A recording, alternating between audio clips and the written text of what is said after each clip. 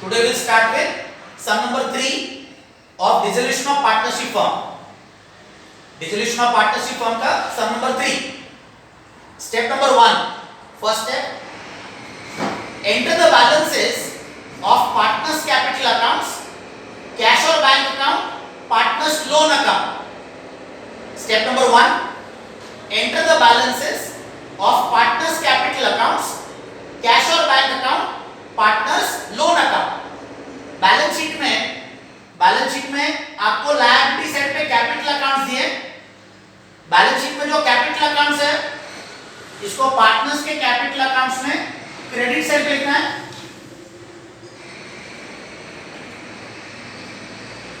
Bye balance brought down. S capital 30,000, B's capital 10,000, C's capital 10,000.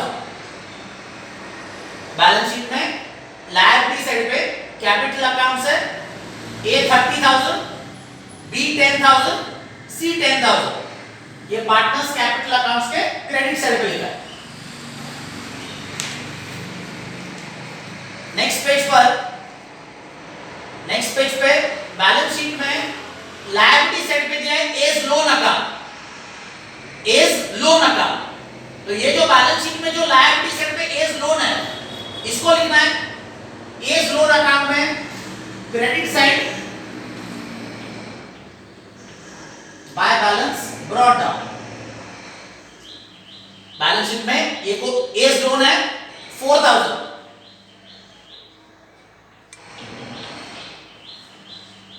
And balance sheet में asset side पे bank का figure है 2,000.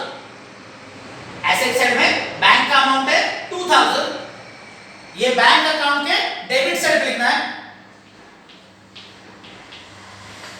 To balance brought down. Asset side में bank का amount है 2,000. तो this was step number 1. ये आपका step number 1. Partners capital account में क्रेडिट साइड पे लिखा है by balance brought down. Partners loan account में लिखा है by balance brought down. And bank account में लिखा है to balance brought down. Second step है distribute general reserve fund, profit and loss account between the partners in profit sharing ratio. Second step, distribute general reserve fund, profit and loss account between the partners in profit sharing ratio. Balance sheet में liability side पे general reserve दिया है. Balance sheet में liability side पे general reserve दिया है 3,000. इसको partners capital account में क्रेडिट साइड में डिस्ट्रीब्यूट करना है bye general reserve. Balance sheet में लायबिलिटी साइड पे जनरल रिजर्व है 3,000. ये 3,000 रुपीस पार्टनर्स में डिस्ट्रीब्यूट करना है. प्रॉफिट शेयरिंग रेशियो है 2:1. तो जनरल रिजर्व का जो डिस्ट्रीब्यूशन है A 1,200, B 1,200, C 600. General reserve जो है 3,000, इसको डिस्ट्रीब्यूट किया है 2:1 में. तो A का शेयर 1,200, B 1,200 एंड C 600. इसका जर्नल एंट्री लिखना है. जर्नल में इसका जर्नल एंट्री लिखना है. तो write the journal entry. General reserve account debit 3,000 to A's capital account 1,200, to B's capital account 1,200, to C's capital account 600. Journal entry जो है जनरल रिजर्व अकाउंट डेबिट 3,000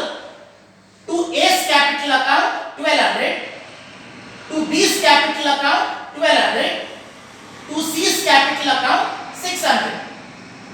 इसका नरेशन लिखना है, being general reserve distributed between partners in profit sharing ratio. Narration जो है, narration है being general reserve distributed between partners in profit sharing ratio.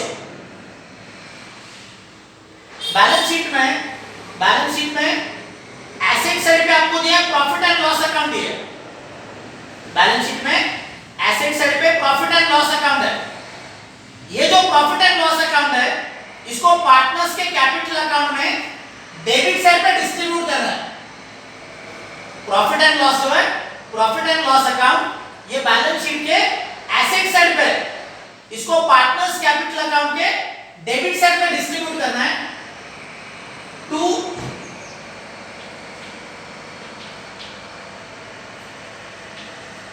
Profit and loss account.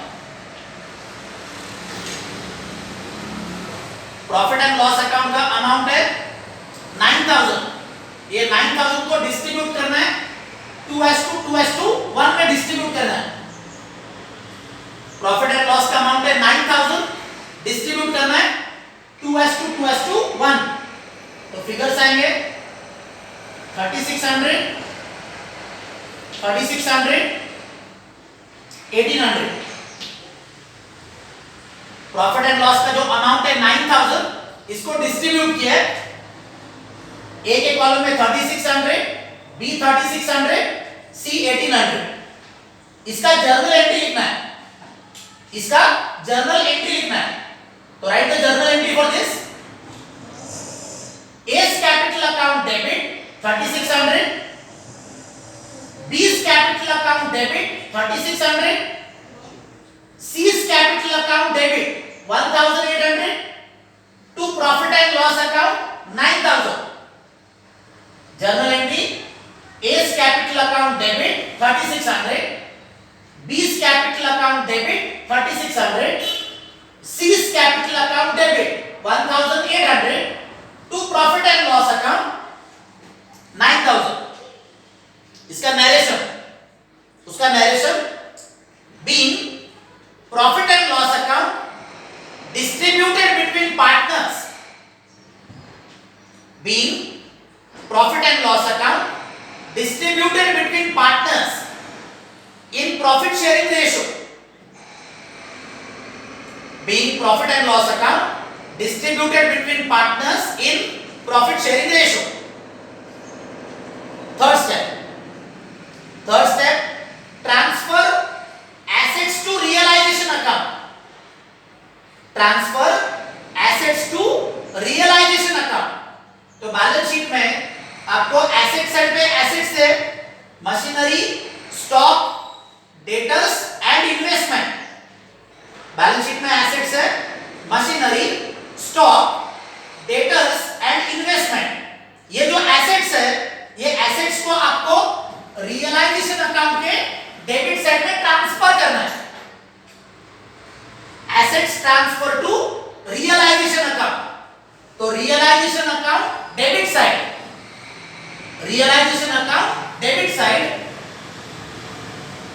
To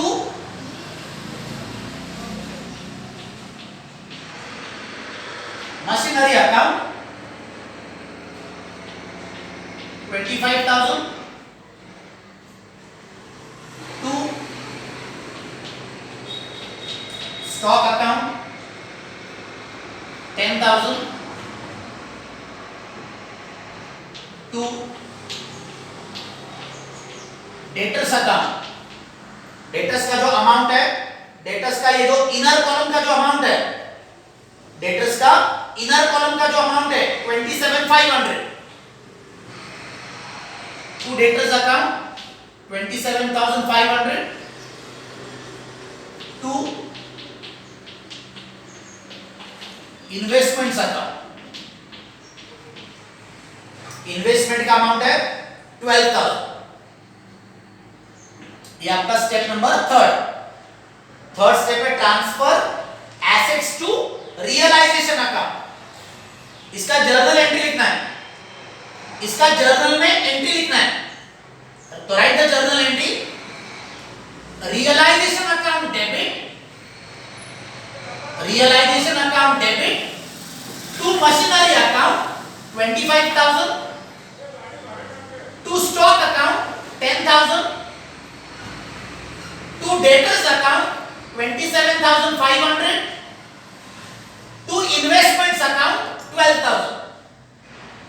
journal में entry जो है, journal entry है realisation account debit to machinery account 25,000, to stock account 10,000, to debtors account 27,500, to investments account 12,000। इसका narration लिखना है, narration लिखना है, being assets transferred to realisation account,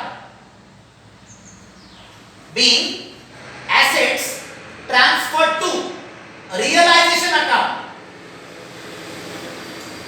balance sheet में डेटर्स में से आरडीडी माइनस किया है 1,500। बैलेंस शीट में डेटर्स में से आरडीडी माइनस किया है 1,500। ये जो आरडीडी है, ये जो आरडीडी है, इसको रियलाइजेशन अकाउंट के क्रेडिट साइड में ट्रांसफर करना है। बैलेंस शीट में डेटर्स में से जो आरडीडी सब्ट्रैक्ट किया है 1,500, इसको रियलाइजेशन के क्रेडिट साइड में ट्रांसफर करना है बाय आरडीडी अकाउंट 1,500। इसका जर्नल एंट्री करना है, आरडीडी का जर्नल में एंट्री लिखना है। तो write the journal entry, RDD account debit, RDD account debit 1,500 to realisation account. Journal entry RDD account debit 1,500 to realisation account. इसका नरेशन, इसका नरेशन है being RDD transferred to realisation account, being RDD transferred to realisation account. Step number 4, step number 4, transfer liabilities to realization account, transfer liabilities to realization account।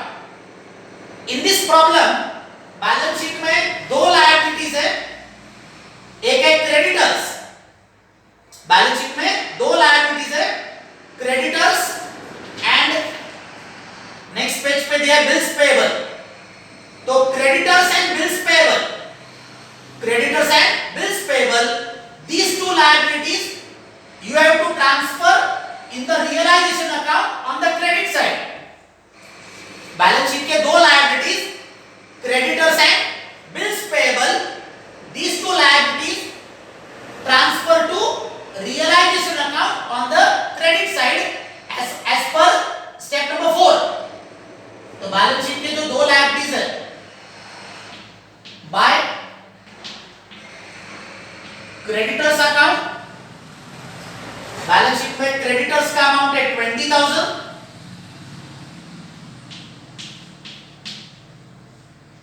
Bye bills payable account,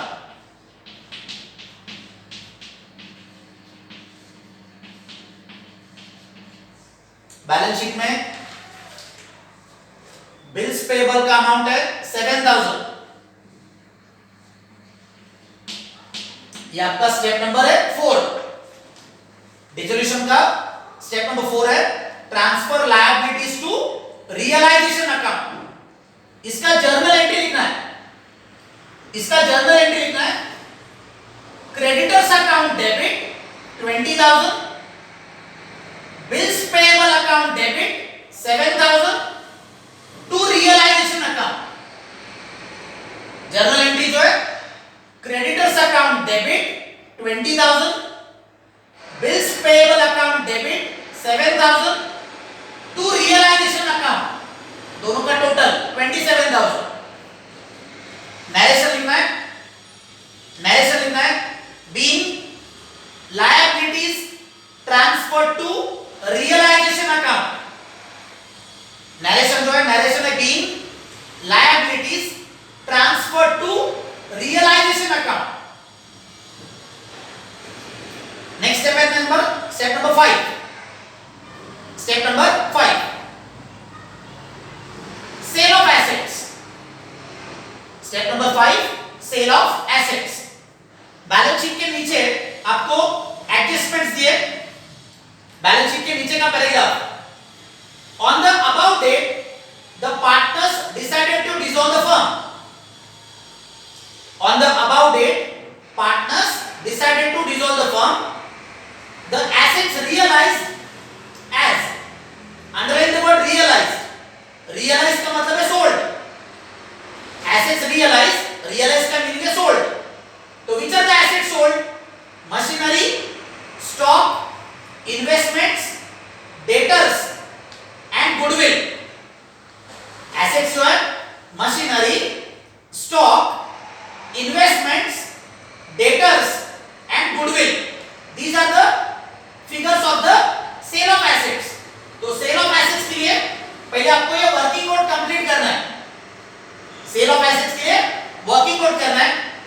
working note में जो figures है, working note में figures, ये balance sheet के नीचे जो paragraph दिया है उस पैराग्राफ से ये वर्किंग नोट के फिगर्स लिखना है. Assets realised as machinery 22,500,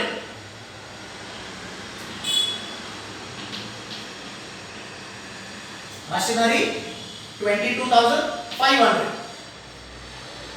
stock 9,000,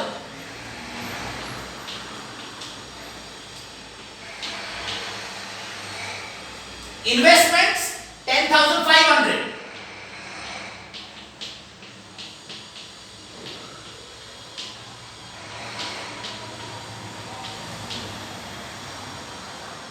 debtors 22,500,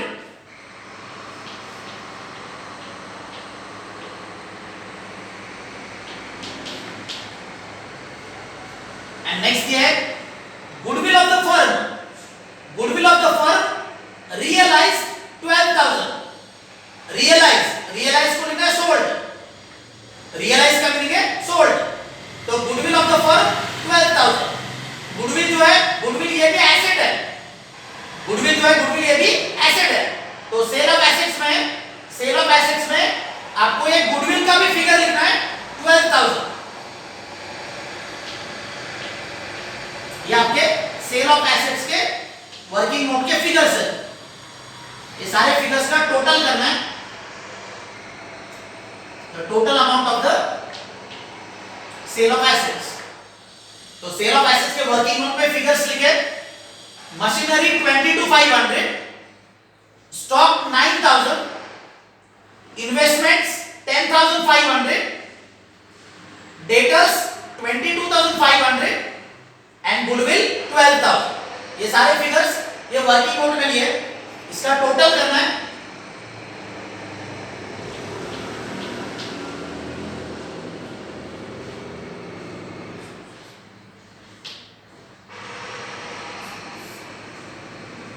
$76,500.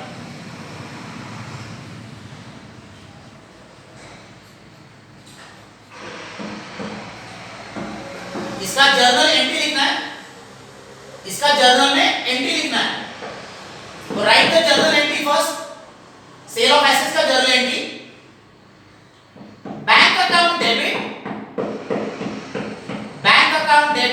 76,500 to realisation account.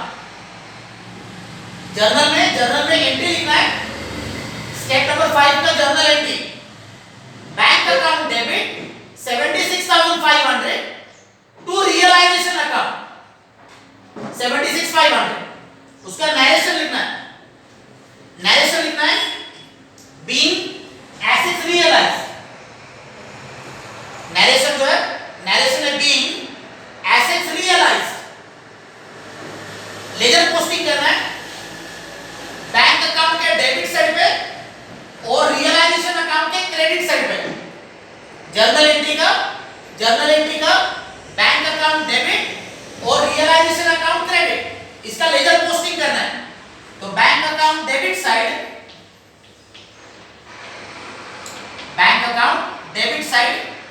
To realisation account 76,500 and realization account credit side by bank account 76,500. So these are the first 5 steps. These are the first 5 steps to solve the problem number 3. Dissolution of partnership firm के ये पहले first 5 steps.